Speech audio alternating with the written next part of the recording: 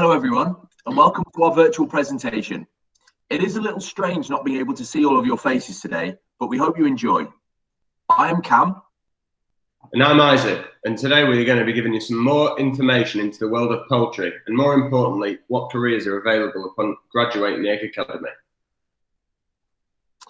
We wanted to take you on a journey through the industry as a whole today, as well as introduce you to some inspiring leaders within the sector's niches. Therefore, it is fair to say the agenda is pretty jam-packed, so make sure you stay with us. First, we thought it would be wise to introduce you to our story, a little bit about us, our company, and how we add value to organisations that we partner with. We then wanted to explain our part in the Egg Academy. We will be diving into why we became a stakeholder, how we will be contributing to the curriculum, and what we will be doing to help graduates enter into a long career in poultry. When we have finished telling you all about us, we'll then start digging into the fun stuff, which leads us on to point 3. The world of poultry is unknown to most, which is why we will be providing you with the latest stats, facts and plans for the next 5 years. Point 4 will undoubtedly be the largest section of the presentation, as we've mapped out the entire industry for you. We will be exploring every moving part of the industry, supplying you with background, insights, whilst introducing you to leaders within each phase to get their unique perspectives on careers in poultry. We understand all of this information can be quite heavy. Therefore, we will wrap up with a slide for our key takeaways and will be available for a Q&A when the presentation is over.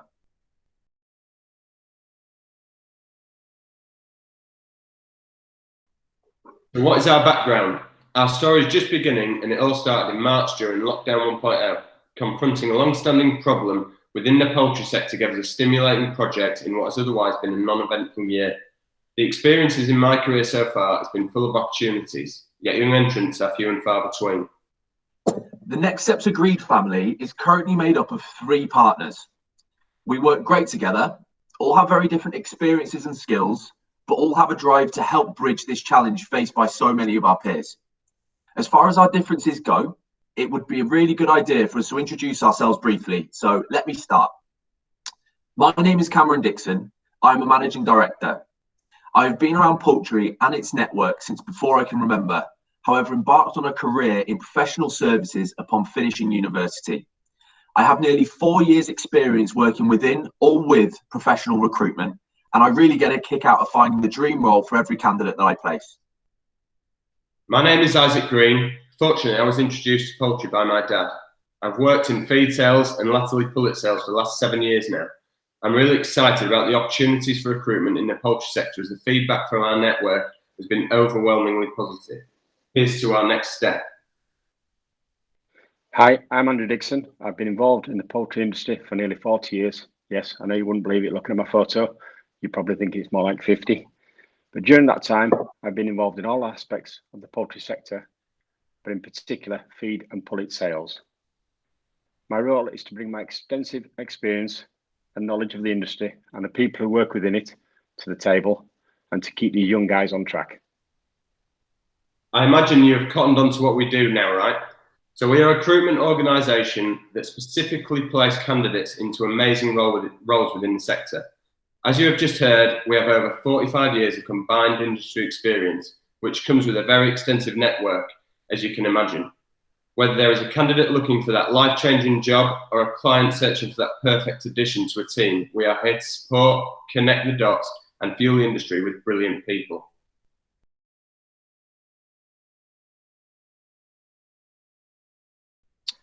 The number one biggest challenge we heard coming from our partners was there just simply isn't enough young, inspired talent coming into the world of poultry to fill our most senior roles. Our workforce is aging, we are growing, and there's no one coming through to fill the positions. Can you help us? I'm sure many of you who are watching who are in the world of poultry face very similar challenges, right? I've been working with Chippendales for quite some time now, and have known about the Egg Academy since its conception. Many of us in the sector agree that it's a brilliant initiative launched by Chippendales to tackle this overhanging issue tainting the poultry sector. Therefore, we got together and started brainstorming and sharing ideas. The Egg Academy is doing a fantastic job of making people aware of the industry and is bringing fresh graduates into the line of work Therefore, we thought it would be a great idea to utilise our knowledge, skills and network to become a stakeholder and focus on life after the academy. We will be providing every single student with the following. 1, a fully comprehensive tutorial on CV writing, meaning each student will have a fully functional professional CV highlighting all of their past experiences.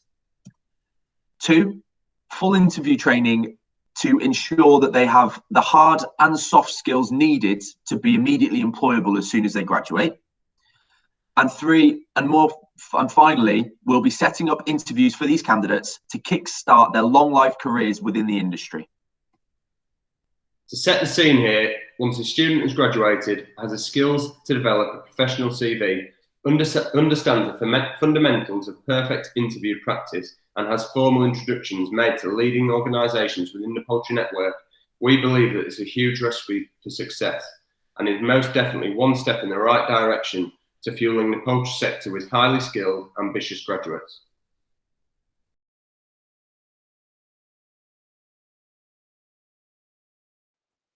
In this part of the presentation, we'd like to put some industry figures into context. We'll try our best to display the exciting changes happening at retail level and ultimately the growing demand for egg, especially free range. Firstly, it's worth mentioning that UK has the largest free range flock in the world. That's both a great testament to UK appreciation for animal welfare and also a huge pat on the back to Lion Code, who have championed British egg and achieved world-leading food safety standards. This is a unique trademark across agriculture. Brands have also been incredibly successful.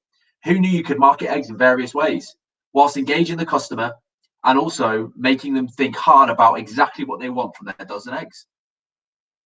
Overall, egg purchases rose by 13.8% in the 52-week period ending the 6th of September 2020, driven by significant increases in organic and free range. The breakdown of the egg category showed that volumes per buyer rose by 11.5%. Overall spending increased by 16.3%, with spend per buyer increasing by 13.9% during the same period. The average price of eggs at retail level also increased 2.2%. On the right of the screen, you can see the percentage increases we've just discussed.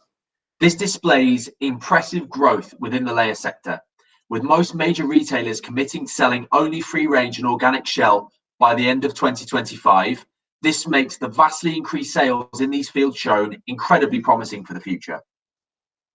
The UK is 89% self-sufficient. You could attribute the 11% outsourced egg to things like pasta products or shell egg for the food service sector. With hot topics such as salmonella and avian influenza risks, it would be great to see these sectors invest in the lion code to try and protect ourselves further, like the retailers do. So still plenty of work to do. Look, we don't want to overload you with too much information today, but we hope that gives you an exciting industry insight into our industry.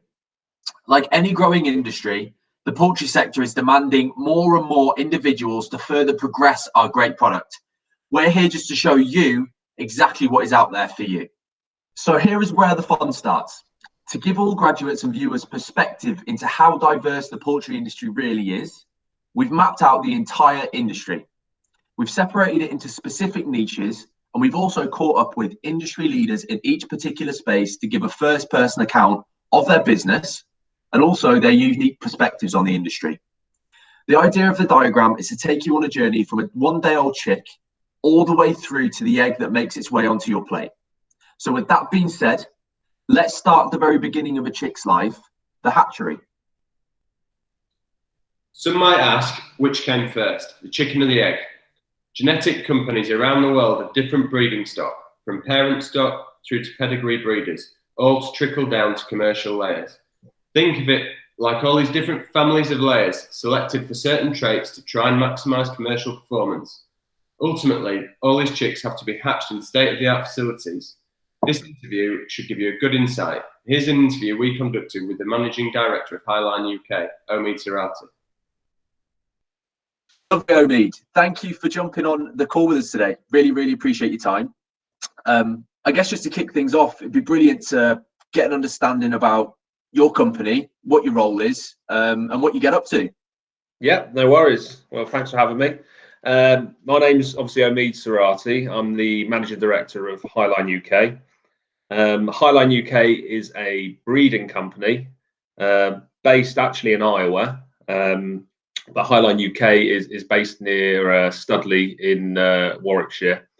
Our main business is breeding and hatching of day-old chicks for the commercial layer market. Also, we have an export part of the business which sends grandparent stock around the world to about 130 different countries. The business is originally started in 1936 in the States, and the current hatchery we have was built in 2000, hence the name, the Millennium Hatchery. Awesome, brilliant. Thanks for giving us that insight. And what would be interesting is to understand a little bit more about how did you fall into poultry? What was the sort of journey? Well, I was obviously brought up on a farm down in Oxfordshire. Ended up working there. It was a laying farm, an original intensive unit, and ended up going to Harper Adams in Shropshire, doing a agri-food degree, coming back and then working for a packer. Currently one of the biggest packers back in the day, and then ended up moving from them to Highline UK. Brilliant.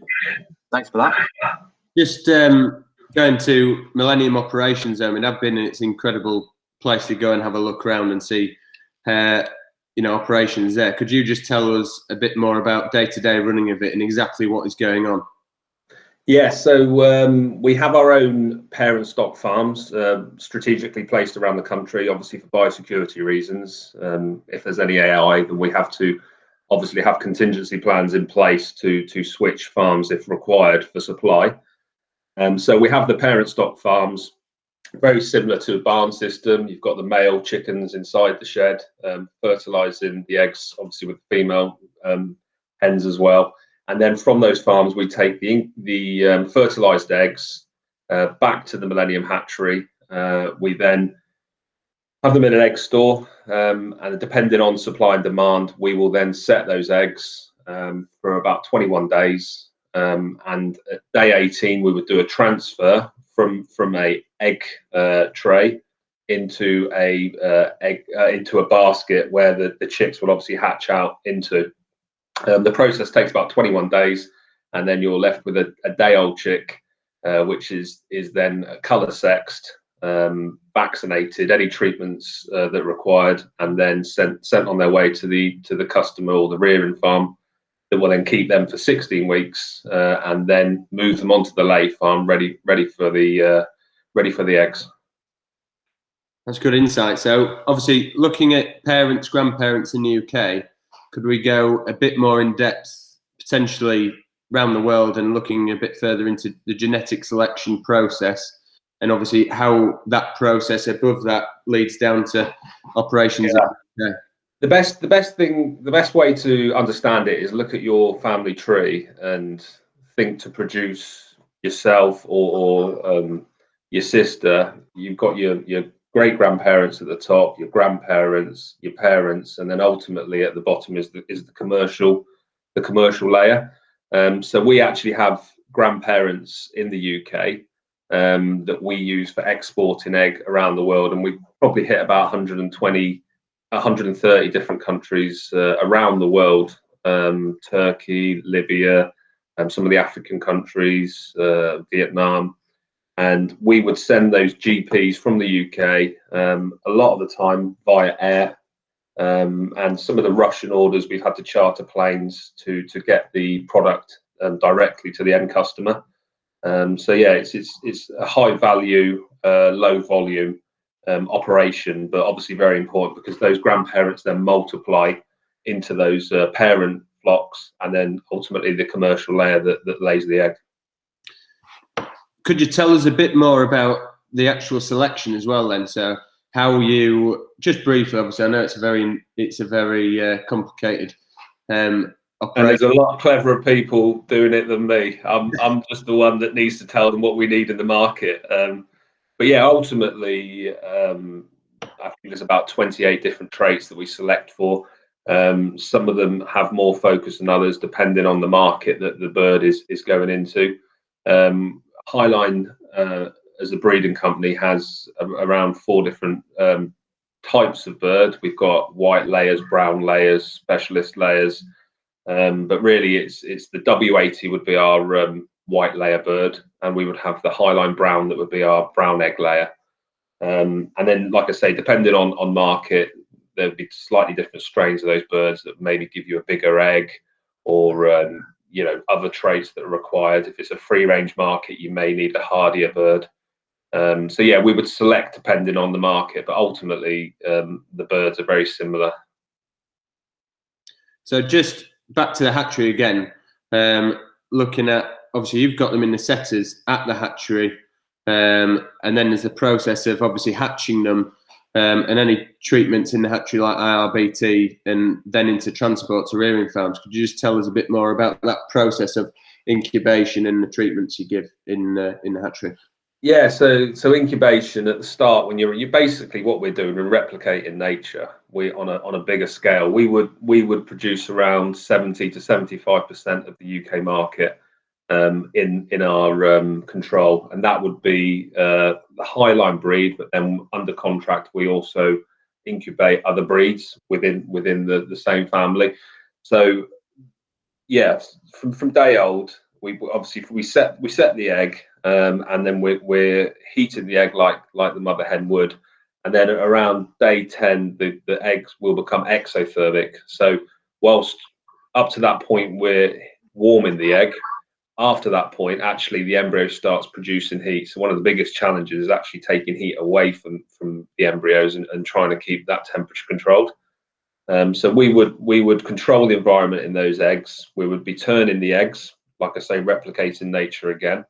And then at day 18, we actually scan the eggs to check the embryos, make sure everything's developing correctly. And then obviously some of the eggs aren't actually fertilized. So we call them clear eggs. We take those clear eggs out at day 18, and then we replace them or backfill with embryos that are fertile, and then continue that process from day 18 to day 21, at which point obviously they hatch out. And the way we select the females and males at commercial level is actually by colour. So the male chick that's a day old will be a slightly lighter yellow, and the female will be sort of a darker sort of yellowy brown colour. And then they're selected out at that point, because the females obviously lay the eggs and the males don't. The females will then be treated with IRBT, which is infrared bead treatment, and they will also be vaccinated depending on what the customer wants. You know, there's many different vaccines out there. So we'll vaccinate them, and then they'll be put into their boxes ready for dispatch out of the hatchery onto purpose-built delivery vehicles that have climate control, filtered air, you know, just to keep the chicks comfortable on their journey from our hatchery to the rearing farm. Fantastic. Omid, brilliant insight into how you got to where you are today, what you do, and I guess it's again just proving how much diversity there is within the poultry sector and how passionate everyone who's involved is. I think the final thing I'd like to ask you, Omid, if you could give one piece of advice to someone potentially pursuing a career in poultry, what would that one piece of advice be? Right, one piece of advice. Let me think. I've probably got a couple, to be honest, but fine, two perfect. I would say one of them I think I've learned over the years is treat people fairly and firmly. I think that's key to building a decent team around you. And also, I've personally found, don't be afraid to ask the stupid question, because a lot of the time the people sat around you are also afraid to ask the question.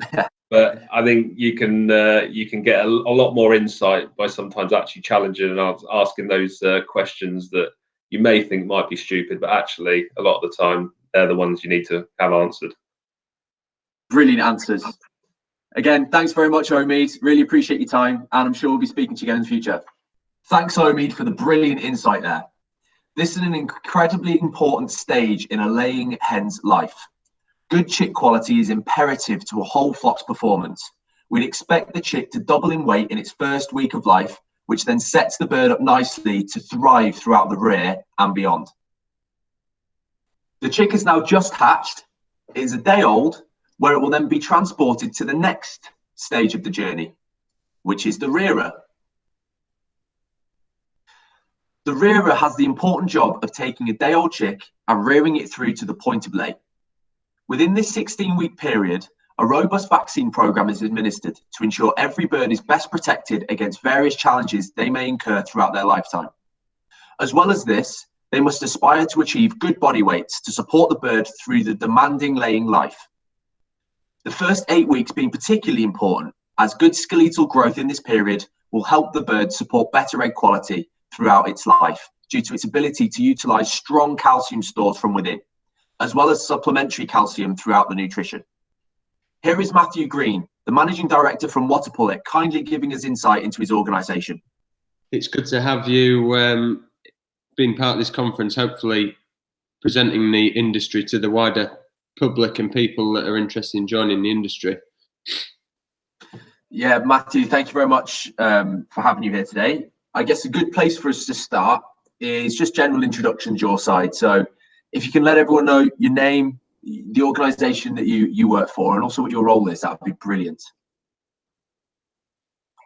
Yeah, I am Matthew Green. I co-founded What an Egg in 2004 and co-founded Waterpullet in 2008.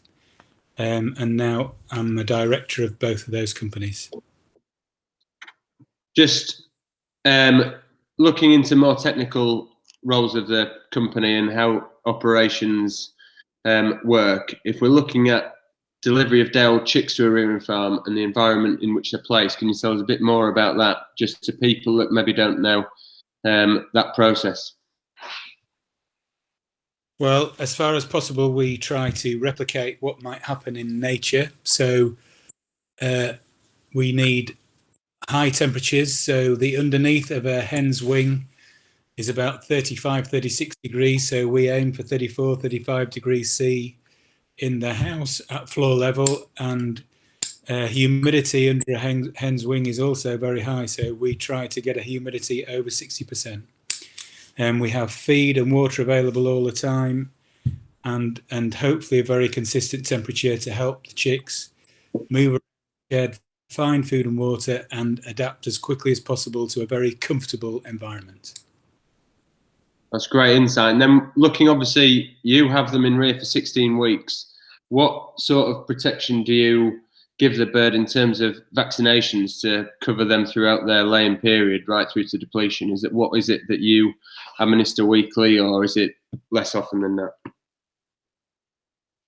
We have a comprehensive vaccine program suited to our individual customers. So the standard program, without any extras, is basically at least one vaccination a week.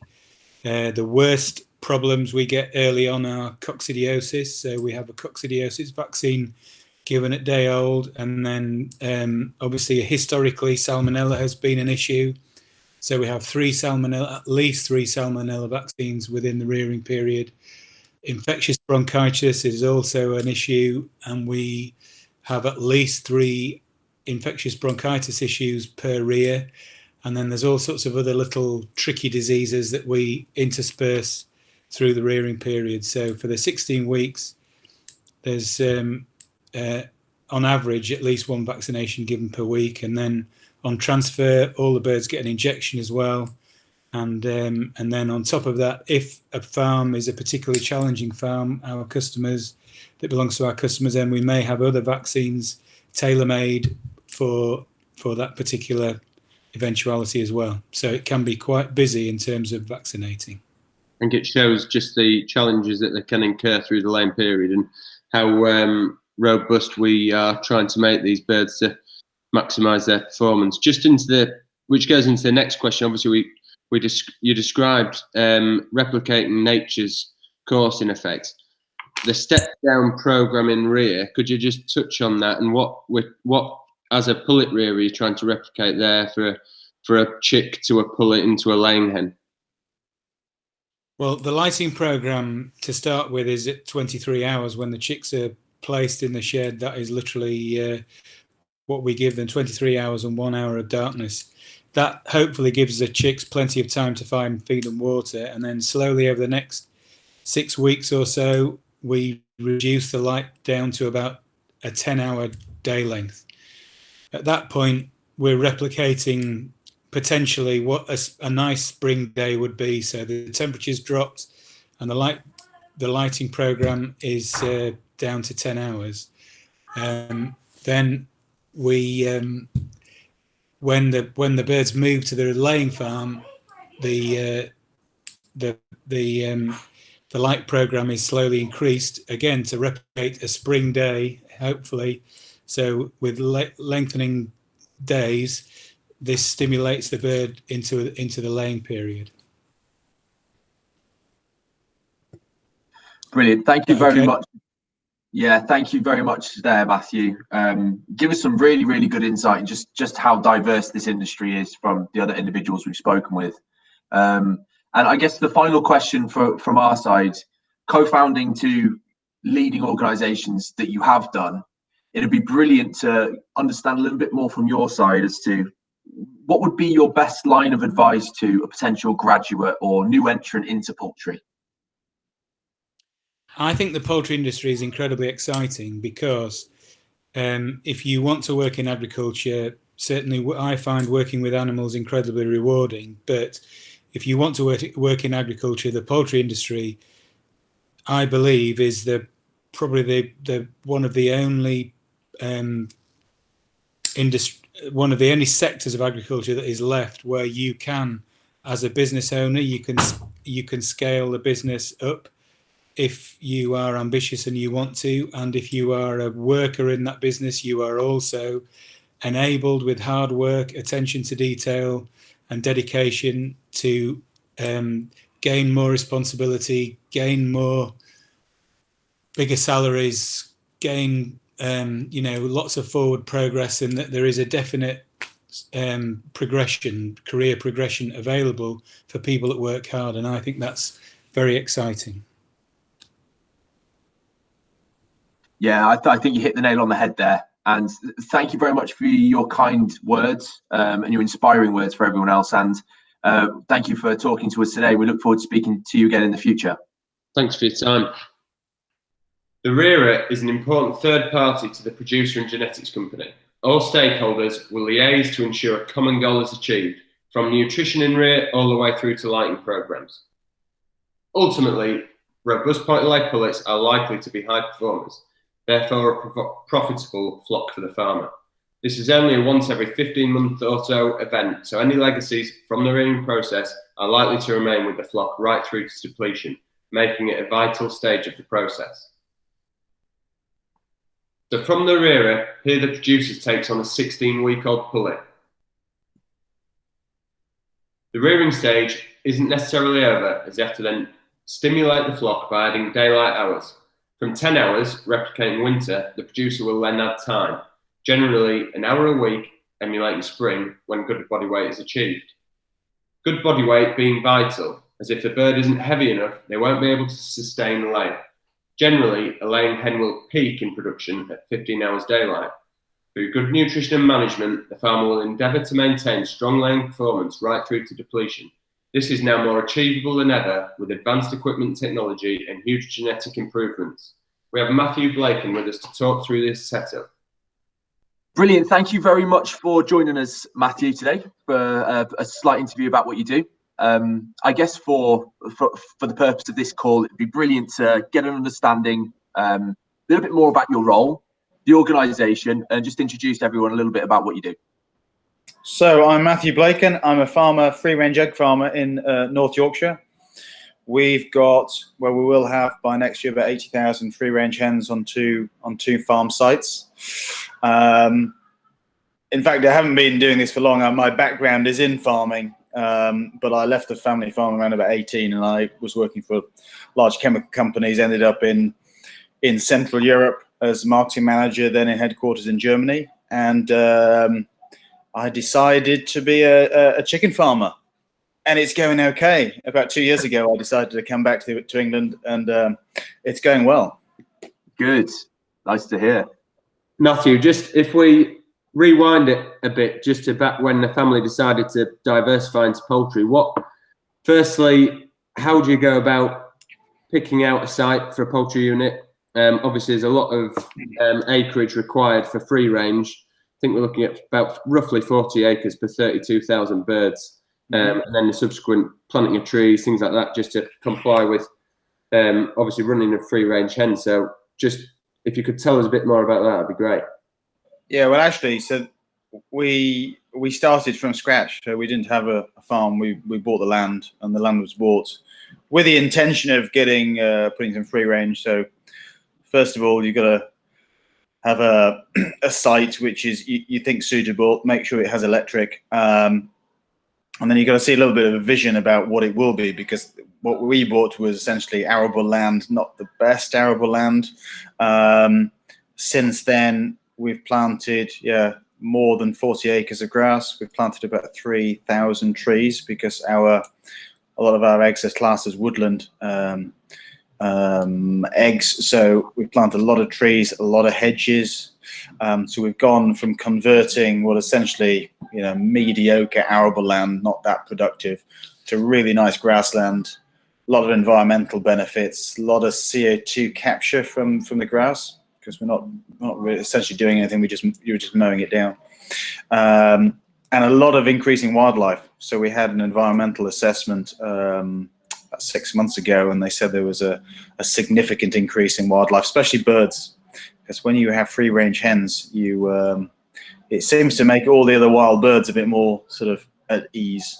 So you do get a lot of environmental benefits like that, and then the rest of it is not the rest of it, but in terms of managing the area of the birds, is just keeping it tidy, making sure there are no puddles that they can drink water out of and things like that, and also making it fox proof. The foxes do like chickens on an evening, so if they're out, if you haven't made sure they're all locked up in bed, and if there's some holes under the fences, you will start getting some disappearing to foxes, which we try not to do too often.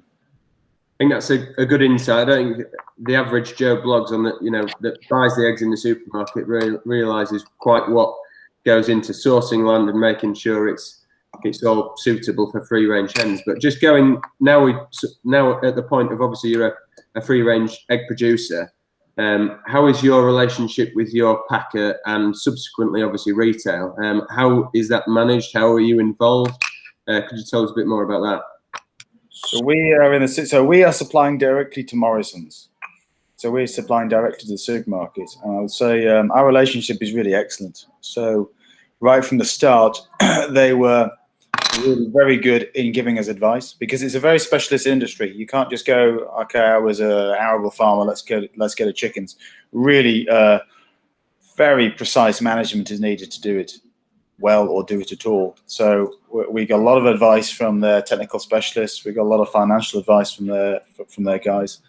And now going forward, because we're at sort of flock 3, it's really quite a lot of cooperation. I was in a Zoom meeting with them this morning talking about a new trial project. And we do get quite a lot of feedback from them to what the consumer likes, what the challenges are, how they see it going forward, so long term, because they're, we run in our little area of trying to manage the hens and trying to maximize the number of eggs and the quality, but they're looking at the consumer, looking at their competitors, and they do share quite a lot of information with us. And sometimes some of the farmers have quite good ideas as well, which we also feed back, which helps our retail a little bit.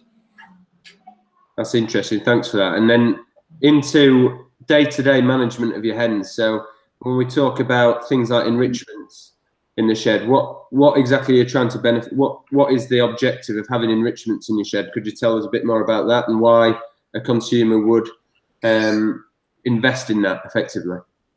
Essentially, despite we've had quite a lot of visitors from the village, our neighbouring village, and what I try to explain to them is, look, we've got these hens that they're in for a long time. you know, getting on towards almost a year and a half. And during that time, we want them to lay an egg, a good quality egg, in the right place every day, which is incredibly difficult. And essentially, an unhappy hen does not really lay an egg, or will not lay an egg for very long. So my aim is to get all these 32,000 hens as happy as possible for as long as possible. A lot of that's to do with environment. So we have the temperature, we have the sheds at 21 degrees. We have litter, so it's this like a sawdust litter that they can dust bathe in. We have lighting controlled very carefully, so there's a dawn, and then when they're laying the eggs, the light's sort of a higher intensity. Then in the afternoon it drops down. Then there's a dusk to help them to go to bed because they've got to sleep in the right place. And then we also add quite a lot of things that keep them busy. I mean, going outside keeps them, a lot of them, busy. So the doors open, the pop holes open in the morning. They get to go run around outside. But for the ones who also stay inside, we add things like herb bales, so lucerne bales that they can peck on. It's a nice source of fiber. Things to keep them occupied. They love orange buckets. CDs are hung from bits of string. What else do we have? We put in oyster shell in the afternoon. So around about 7 o'clock, a chicken loves an oyster shell. Little particles of oyster shell that helps them set the shell for the next morning. So we have feeders that we pull down at 7 o'clock in the evening, and that helps them. They are crazy of that. And then we're looking into the future, other things as well, maybe introducing slightly different light spectrum, maybe a green light spectrum. Green light encourages the birds to forage on the ground. So the ones who are not outside, we can turn on potentially green lights in the afternoon and simulate, grass, and that keeps them occupied. Because they do, they can, if they get stressed, they can get aggressive with each other. It causes problems.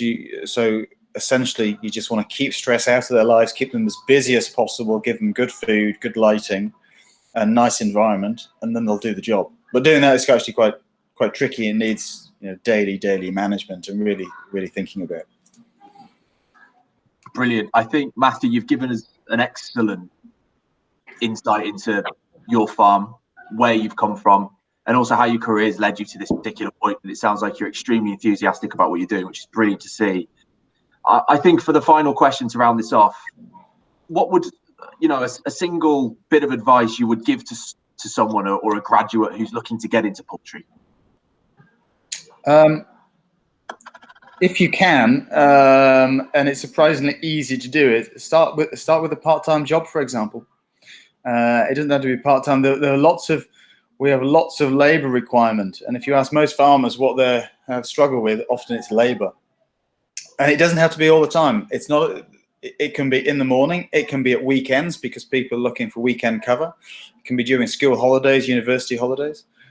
There are a lot of, there's a surprising number when you look at them, farms, whether broiler farms, free-range farms, who are looking for energetic people who would like to give it a go. It doesn't have to be forever, but even a month or one holiday just working on a farm would really give you a lot of insight, and more insight than you'd probably have reading about it in a book for quite a while. So just start, and if you like it, you like it. If you don't, it's no problem. Brilliant answer, and thank you very much for your time today. We really appreciate that. Great information from Matthew there. As you can see, there are many moving parts. Uniquely, all stakeholders are highly involved in the whole process, and regular contact is made to offer ideas and advice to maximize performance and profitability for the farmer. The hen lays an egg on a farm, but how does it get into the packing center? The egg packer is the face of the farmer when it comes to the relationship with retail. Different packers across the UK acquire egg through independent producers directly. Whether it be own label egg or branded egg selling at a premium, these eggs are graded for size and quality at the packing centre before being packaged and delivered to the supermarket hubs across the country. The technology at the packing centres is incredibly sophisticated. An egg can go from nest box on a farm right through to a pack on a shelf without being touched by a single human. Here's Adrian Potter with insight of his family-run business. Hi, Adrian. Thanks for joining us today, helping us out with this conference, hopefully reaching out to the wider industry and showing what we've got to offer in poultry. Obviously, I've known you a few years, got a great family-run business at your end, and if you could just tell us a bit more about yourself, introduce yourself, your role within the company, and a bit of the history behind Yorkshire Farmhouse. Hi, morning. Yeah, I'm Adrian Potter. I'm Managing Director of Yorkshire Farmhouse Eggs. It's a family business. The business was originally set up in around 1970 by my parents. They started off with about 80 free-range hens, and the business has grown to what it is today. So we're about 350,000 free-range layers on organic and about 250,000 replacement pullets. We pack around 4 million eggs a week, in both branded and own label. Nice. And how obviously growing up on the farm, Adrian, I imagine you've been involved from a young age. What took you from school to university, possibly into the family business? What's your story? Yeah, it's a great vocation. So I started, I think probably at the age of 8, collecting eggs. Eggs it's a great thing to do. It teaches you the important lesson of getting up in the morning. You know, you've got to be there that next day to collect them eggs. So all my life I've been involved in the industry. I did take a small time out after uni. I worked in IT, and I stepped out of the industry for about 6 years, and I then came back into it as the business was expanding at that time. The IT is a great asset to have. A lot of my time today is sat in front of a computer, it's spreadsheets. Brilliant. Thank you very much for that. Very insightful. It'd be brilliant if you could, give us some insight into the packing centre, all the way from crack detection, size grading, and branding of the eggs. Yeah. So in the packing centre, there's a lot of use of technology.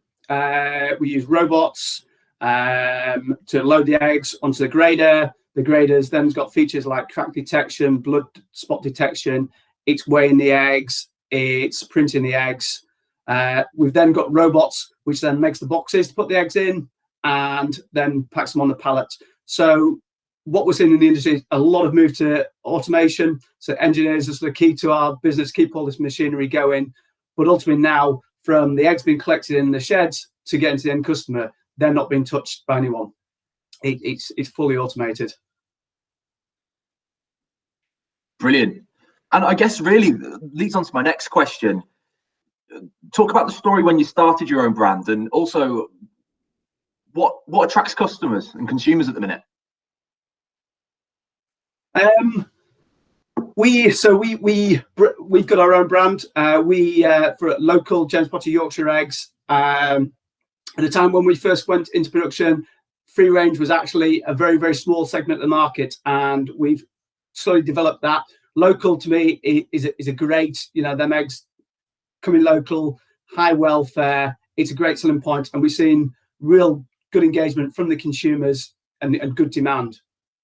That's great, Adrian. And then just looking from the branding, obviously you're the middleman effectively between the producer and the retailer. So how do you operate that? What's your relationship with the retailer, and could you give us a brief description of that sort of dynamic? Yeah, the relationship between us and the retail is sort of key to our business. They're buying the eggs from us, so it's important that we are giving them what they want. It's important for us. We've got to keep close contact with them, and that is a demanding. Retailers are demanding. There's a lot of work involved on that side, but actually it's great working. We're working with some of the biggest sort of companies in the world globally, and I just find it fascinating working with these companies and the way they work and the dynamics. And as I say, there is a lot of pressure to deliver, but likewise there's a lot of rewards working. Personally, I find it fascinating. Thanks for that, Adrian. I think that's an incredible insight into what goes on. Just sort of shows what diverse range of jobs there are across the sector of poultry, and exactly what goes into obviously eggs on farm all the way through to packing centre and up to retail. So thanks for that insight. Appreciate your time, and see you soon. Thank you. Thanks, Adrian. It's important that the packer has a good working relationship with the producer. as they effectively represent the farmer when it comes to negotiating contracts with retailers. New initiatives with various branding and USPs are making consumers think hard about what they buy, whether it be organic, vitamin D rich, maize fed, you name it, egg packers can market it. Sounds about right, doesn't it? A chick hatches, is then reared until point of lay, and then goes to a farmer who then collects the eggs and then sells them to a packer, where they are boxed and we buy them. Voila, simple. This is already much more complex than what most people expect from the poultry industry, which is great. However, the industry is way more diverse. To be honest, the complexity and diversity of roles that the poultry sector has to offer really blew my mind at first, but now it really all makes sense. So why don't we start with the overall maintenance of the birds, which is the feed and the vet. Let's start with the feeding of poultry. Sounds simple, you'll be mistaken.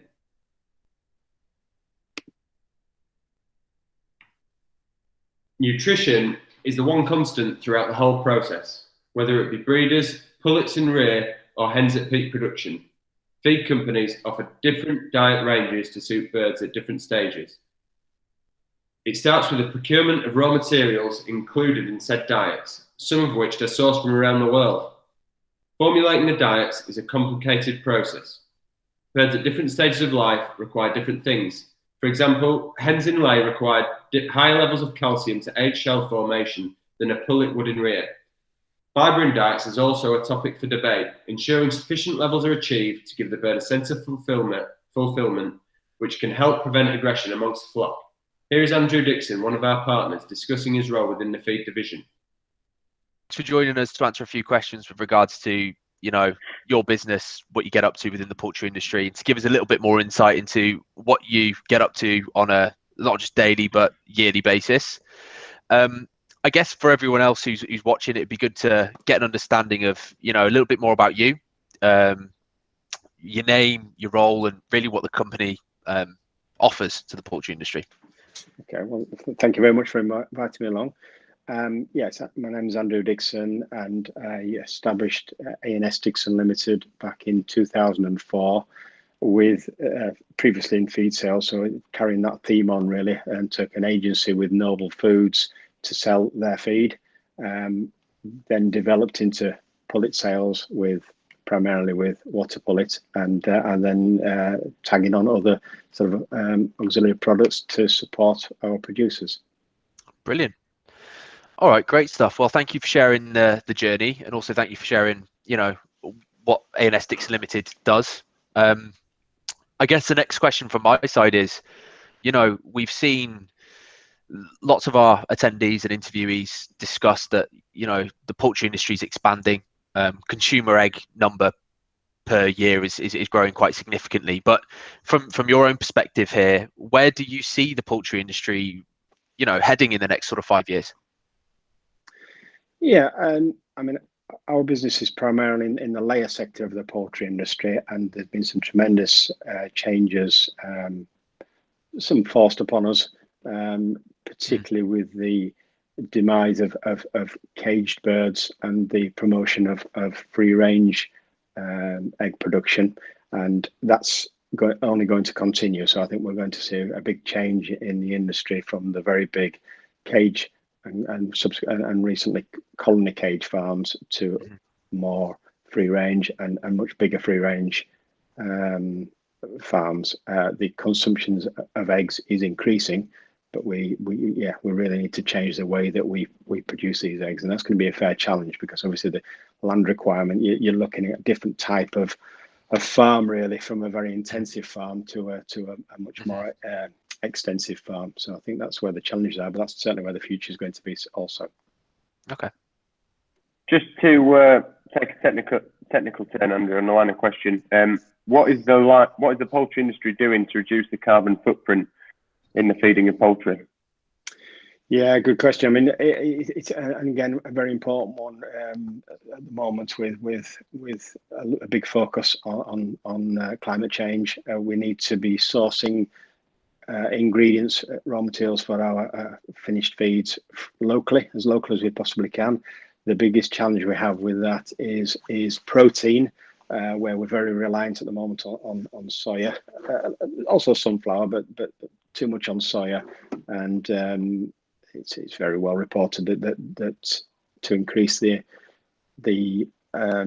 supply of soya, we're chopping down rainforest, which is not what we need to, what we should be doing.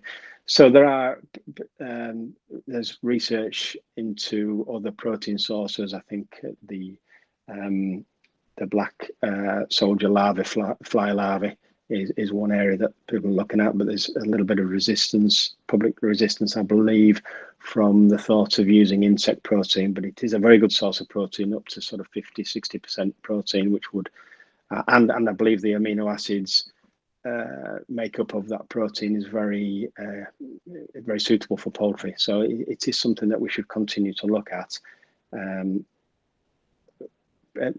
Increasing that production will be a challenge, but I think it's something we've got to look at in the future. So thank you very much for that. I think this gives us some really good insight into some of the topical issues that we're hearing around the event today. Also, brilliant introduction to the company organization that you've created, and also where you see poultry heading from your perspective. So thank you very much for that. Okay. I think finally it'd be really good, get an understanding from yourself. Where was a big turning point, you think, in your career that led you to sales and also led you to create what you have done today? Yeah, okay. I following the sort of a formal qualification in poultry from Harper Adams, entered joined the industry in production, but always had an interest in sales, moving into the feed sales sector. But I think the biggest turning point really for me was actually having the courage, if you like, to set up my own business, and because it gave me the flexibility to expand and to move into other sectors as well. And I think that was the best thing I did, I think, and it's just allowed me to move on. Okay, yeah, good. And I guess there's plenty of graduates coming into this sort of area, specifically agriculture in general. But if someone is interested in agriculture, what would be the one bit of advice you would give to a graduate who is thinking about stepping into poultry specifically? I think it's a great industry. I think it's an industry that's changed dramatically over the last 20 years, certainly. I think it's often been looked at as a poor ration agriculture in the past, and a lot of farmers' sons and daughters prefer to work with big animals and with machinery. But as the industry has changed, there's been a lot of innovation, and the size of farms is changing. I think there's some massive opportunities, and the people that I know within the industry, once they've actually found the industry, they've loved it. It's everybody knows everybody, and we work very much as a bit of a family, really. It's a real nice industry to work in. Good. All right. Well, thank you very much again for your time. Some really, really good insight there, and we look forward to speaking to you again in the future. Thanks for that, Andrew.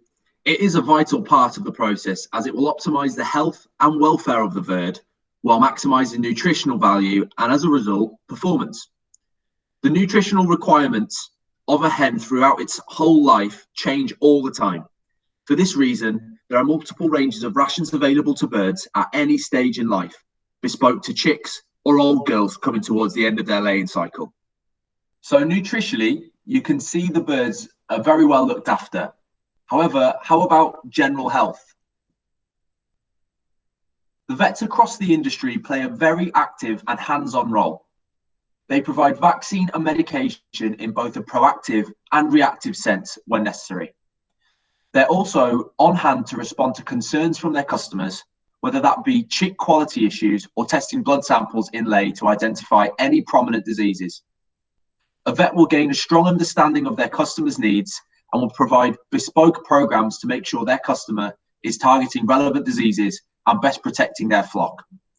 We interviewed Will Garton, owner of Avivets, to hear his story. So, Will, thank you for joining us. I guess really to kick things off, will it be good to, get an understanding about yourself, your role, and the organisation that you've created?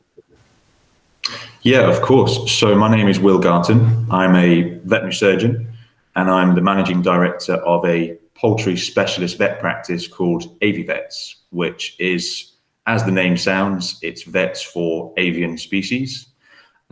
We specialise and we spend all of our time working in the commercial sector of poultry, which means on a day-to-day basis, we're looking after laying hens, pullets in rear, broiler chickens, turkeys, ducks and geese. Lovely. Great stuff. And I guess really, how did you fall into AviVets? What was the sort of process, from school? How did you get there? So I was very fortunate to be able to grow up on a farm. So I had exposure to the farming industry from an early age. We predominantly farmed sheep, which I guess back then, but also still today, isn't the most profitable and forward-thinking sectors of farming. At least that's my opinion. So my hobby as a child was keeping poultry. Started with ducks and it progressed into chickens, but also turkeys and geese. And it wasn't until I got to vet school that I realized there was actually a huge industry behind that hobby, and it was a very viable career option for me. So the family stopped farming just as I went to university, and I was looking really just to become a farm vet. And at university, I met a poultry vet from a poultry practice that offered a lot of teaching to that university. And before I knew it, I was doing an internship with that practice. I spent 10 months with that particular vet learning how to be a poultry vet, because as a veterinary graduate, you've learned a very broad depth of, you've accumulated a very broad depth of knowledge on all species. So to graduate from day one and go straight into a very specialist area that is poultry, you really need to spend a bit more time retraining on the job. Yeah, definitely. From there, after a few years with that particular practice, I basically took the plunge and thought, yeah, I can do this by myself. I can run my own practice. So in 2016, I set up AviVets. We're now a 3-vet practice with a sort of a support team of delivery drivers, office staff, dispensary staff. So we've grown into quite a small but very effective team. Good. Very inspiring. Nice to hear that journey. Nice, Will. So just to take a bit more of a technical twist to the here and now, what is the industry, poultry specifically, doing to reduce antibiotic use, and how do we fare against other sectors of agriculture? So to take the latter part of your question first, we fare incredibly well, and that's given the fact that we have, dare I say it, we did have quite a tarnished reputation. We've done a lot of work to improve all of our position on the use of antibiotics. And a lot of that is voluntary. It's not really been imposed by any organization or governmental body. It's really driven by the industry itself. And some of the approaches that we now take are to not use antibiotics in a preventative or prophylactic manner. We will use them only therapeutically. And that means we go through a process of proving that they're required, growing the bacteria that's perhaps causing the infection, and testing that bacteria in a laboratory test against antibiotics to find out which ones will work before we actually dispense them. So our use of antibiotics has become much more strategic, and it's much more evidence-based. All of our decisions are informed. They're not sort of blind decisions hoping to get a response once the actual medication's been administered. And that's just a small example of what the vets can do on a daily basis to ensure dispensing medication is only done when absolutely required.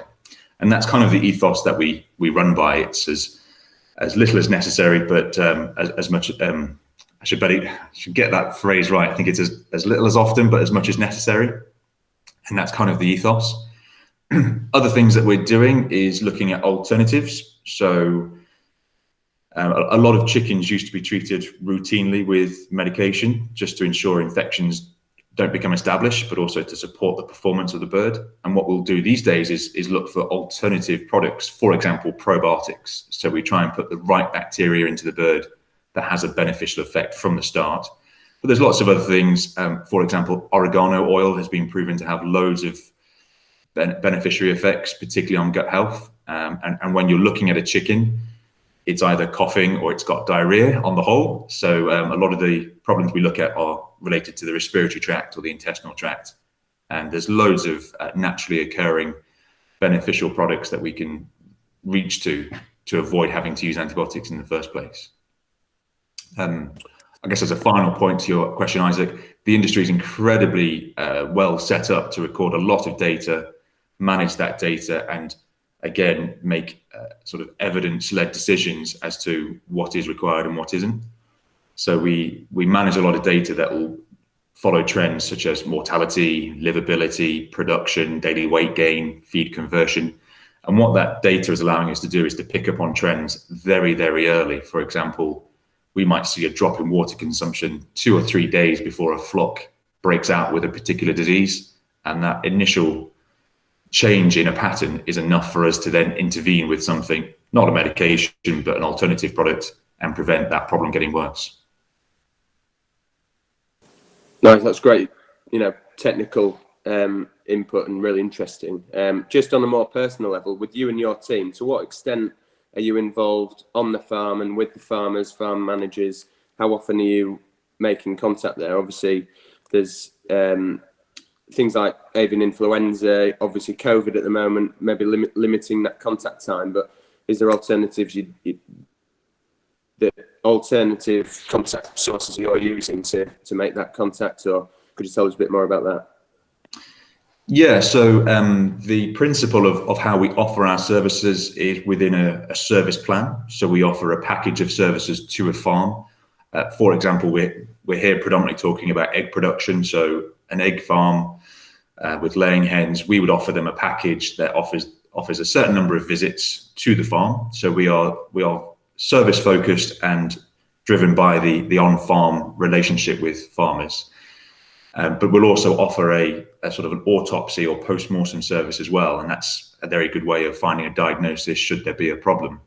But we are service focused, so we'll try and be on farm. And what we try and do is take the concern for the farmer out of the equation. A lot of people will think, if I need to call the vet out, there's a cost involved, it's on the clock, the bill is running up per minute. And what we try and do is take a very modern approach to that and say, no, you paid for a service plan, you book us in when you need us to be there, or we'll come at the key stages of production to review as we go.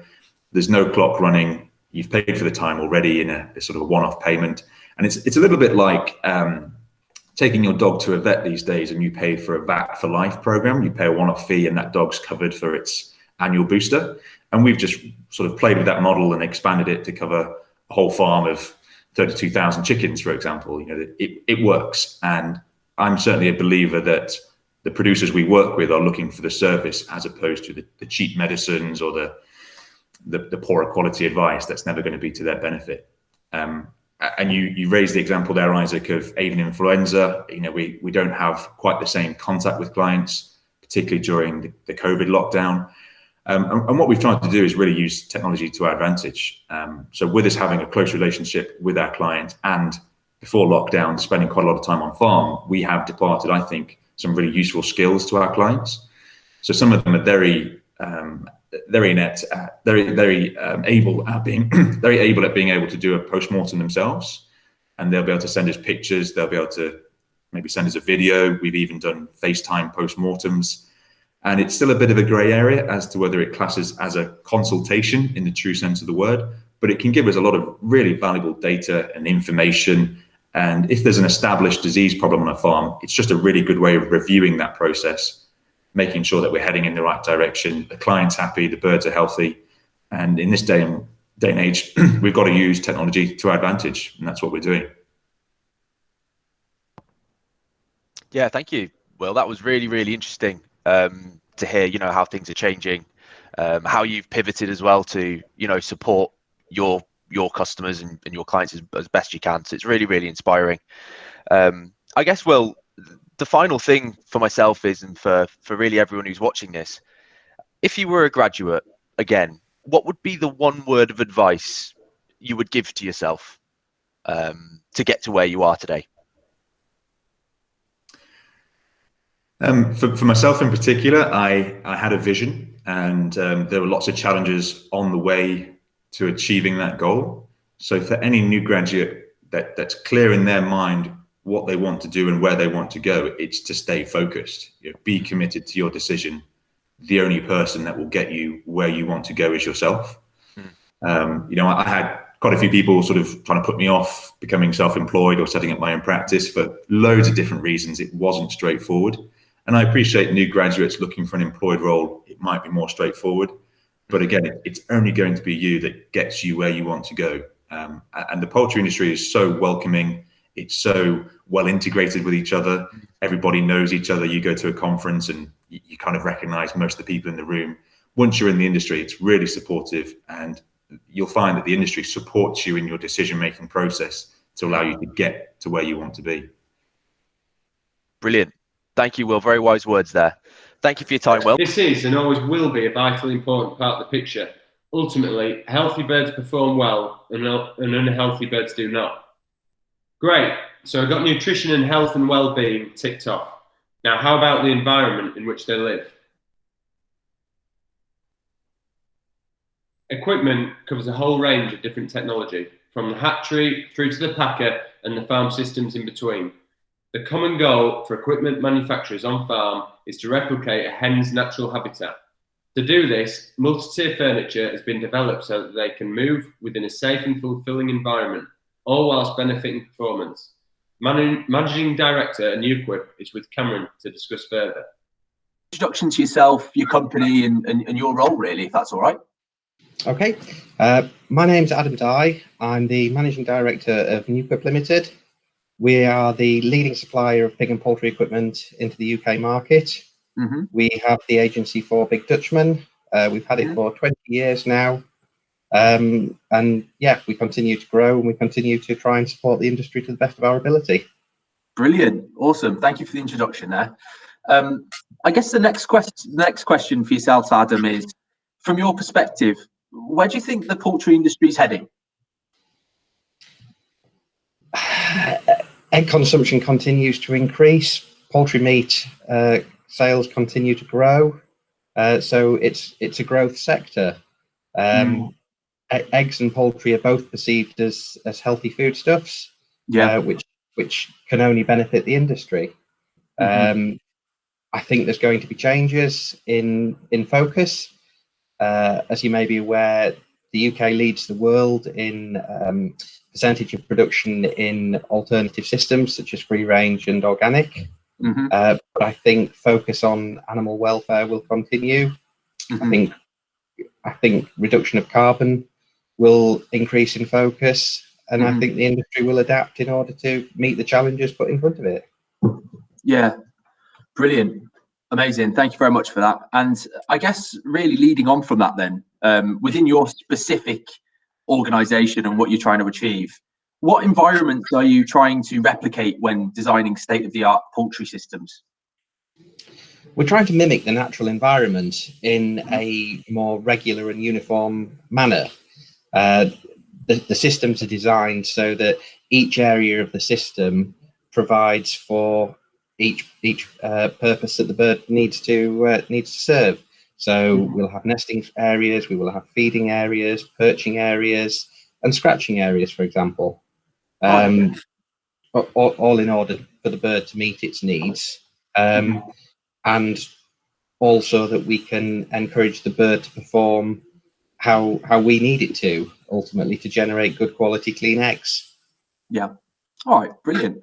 Very insightful. And I guess in terms of the transition from flat deck to multi-tier systems, why was that transition? Why has that been a transition across the UK, do you think?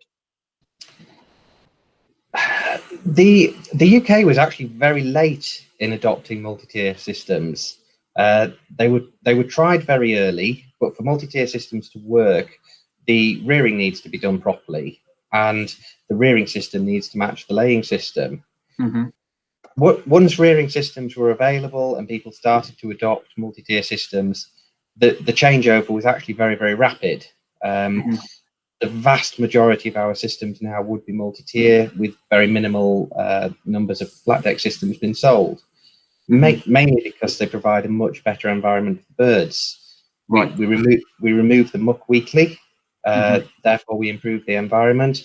it's much easier to provide these designated areas I was referring to earlier, and it provides a better hierarchy for the birds. So the stress levels in the birds and therefore their welfare and health is improved. Interesting. Thank you for that. And I guess being a leader, obviously you sell a lot of poultry systems. So it'd be good to get an insight as to, you know, the full how your products are designed, where they're manufactured, and also how do you then distribute the sales across the UK? How's the team set up? So the product is manufactured in Germany. We work very closely with Big Dutchman to meet the needs of the UK market. As you can imagine, different areas of the world have different requirements and different focus on what they're trying to achieve. Yeah. Big Dutchman are very, very good at working with us to adapt systems to meet those needs of the UK market specifically. And often, because we are very advanced in the terms of free range and organic systems, we often lead other parts of the world as a result. The sales team, we have 4 people dedicated to the layer sector, and they are geographically split across the country. So we serve Scotland, England, and Wales. Brilliant. Well, thank you very much for, you know, giving us a lowdown about some of the technical parts about what you do, your industry. Is very, very insightful. The final question I do have for yourself is, why should people consider poultry as a career choice, do you believe? What do you think, why do you think it's a good place to start your career or almost develop your career going forward? I think it's a great place to be on the basis that there is an awful lot of diversity in the industry and there's an awful lot of progression within the industry. It might not instantly appear the most appealing industry to go in, but in reality, there is such a multitude of specialties that you can go into that effectively the world is your oyster. Also, poultry is in nearly every country of the world. So if you wish to travel, you can. If you wish to see different things, you can. And I've been in it for 20 years and it's been very good to me. Absolutely. Adam, I really appreciate your time today. Thank you very much. And all the best for the future. Very insightful message from Adam there. It's incredibly important that investment in equipment innovations is continued to further enhance bird performance and welfare. Extensive research within this sector allows us to achieve more and more developed facilities looking into the future. So here we are. We've explored most fundamentals within the poultry sector. However, there's one area we haven't touched base with yet, and that is media organisations within the industry. The media sector of the industry is growing fast, and as we try to engage a younger audience, it is likely to become more and more prominent. After all, brands such as Happy Egg and trademarks such as Lion Code have been huge successes, and both of these will require more and more investment to remain effective. Here we have Chief Poultry Advisor of the NFU, Amy Marnie, to tell us more. Thank you for joining us. I guess really to kick things off, it'd be brilliant to, you know, hear a little bit more about yourself, the organisation you work for, and really your role and what you get up to. Thanks. Hi, Cameron. Yeah, thanks for inviting me here today. My name's Amy Marnie. I'm the Chief Poultry Advisor at the National Farmers Union. So the National Farmers Union, also known as the NFU, we lobby on farmers to make sure they've got a stable and a sustainable future for agriculture and horticulture. Great stuff. Thanks for the introduction.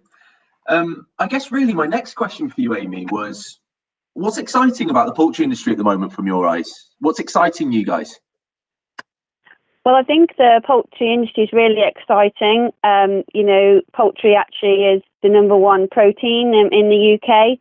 So that would be poultry meat. But I think in the egg sector, again, it's a really good source of protein. It's versatile, it's affordable, packed full of, you know, vitamins and minerals and protein, etc. And I think one of the really exciting sort of elements is the opportunity for growth.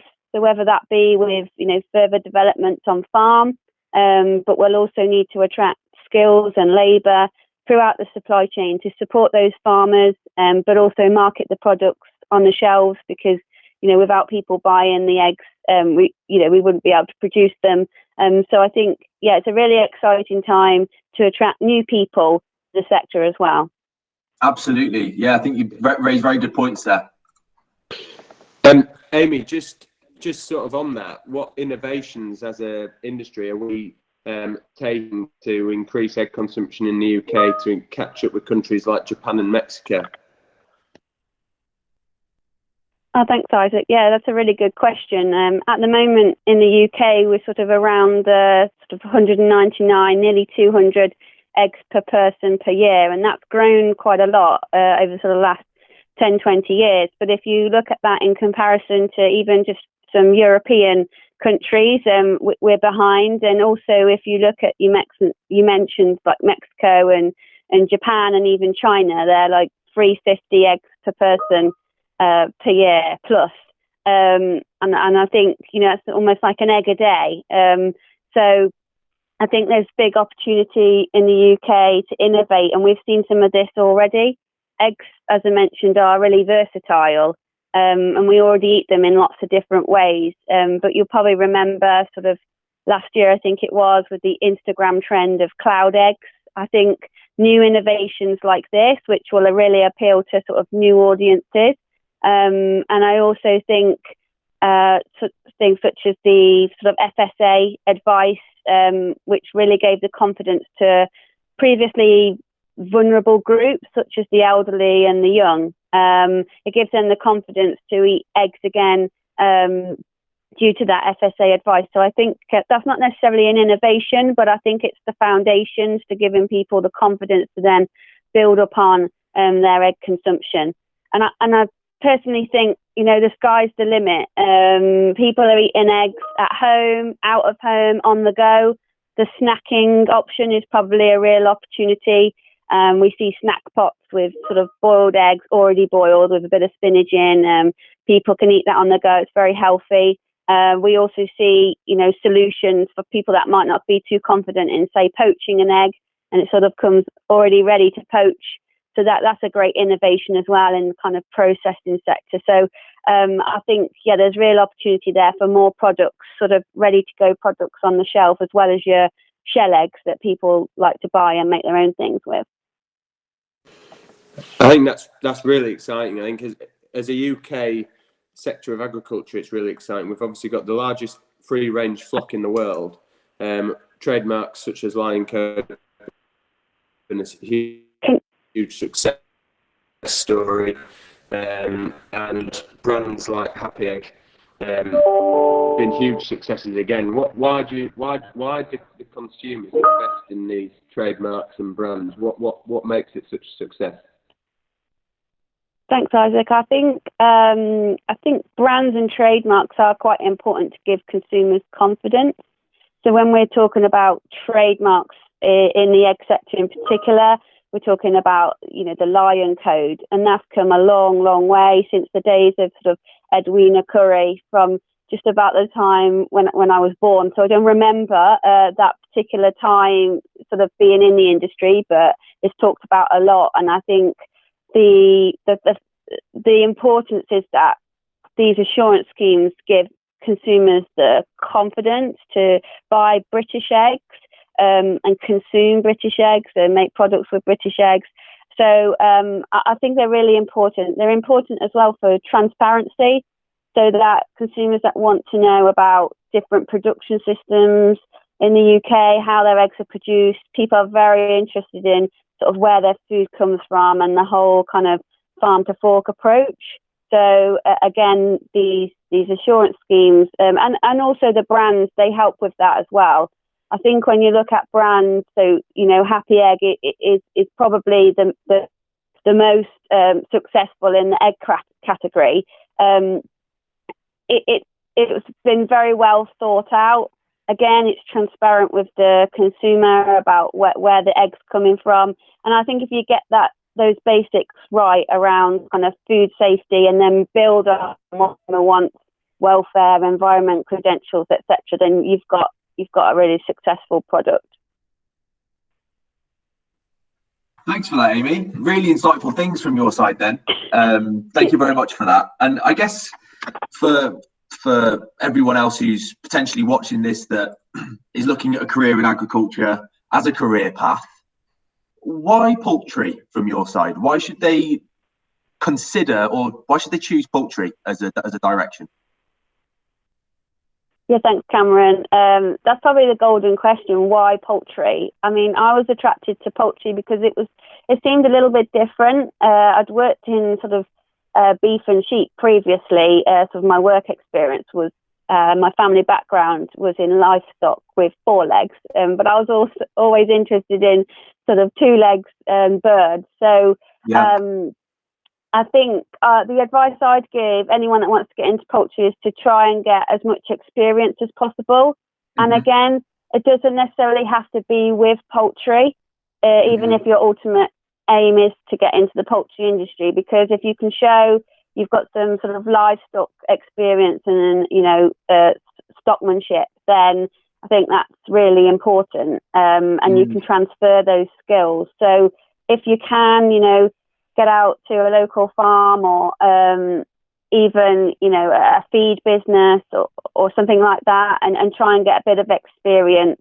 And it also goes a long way to show that you're sort of willing to get out there and have a go. And also it makes sure that you're sure that it is something you want to do. So I'd say probably experience is a really good place to start. Brilliant. Thanks again, Amy. And all the best, and we'll speak to you shortly. Nice speaking with Amy there. Outfits such as the NFU are integral parts of the industry. They act as important spokesbodies from farmers to government, retail, and vice versa. They help keep all stakeholders well informed of various matters. For example, they are very active with Brexit negotiations with government, through to news and information on avian influenza outbreaks. They are also incredibly important news outlets to ensure necessary actions are taken to best protect the industry as a whole. We think this part of the industry will grow incredibly fast over the coming years, enabling all parties to stay well informed and best run their businesses respectively. Hopefully we've given you a bit of an insight into the complexities of the poultry industry, but there are many more sectors that work within it.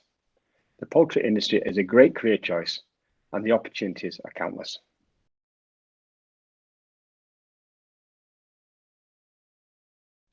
Brilliant. So we're nearly at the end.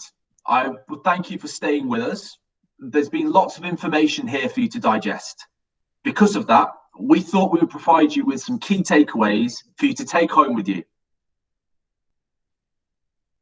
We can see the growth and subsequently the opportunities available within the industry. The rise in egg consumption and levels of innovation are only on the rise looking into the future. For this reason, we think this is a fantastic career path to consider. Whatever your aspirations or skill set, there will always be a fruitful role available for you within the poultry sector. There is always demand for great people, so don't be afraid to reach out.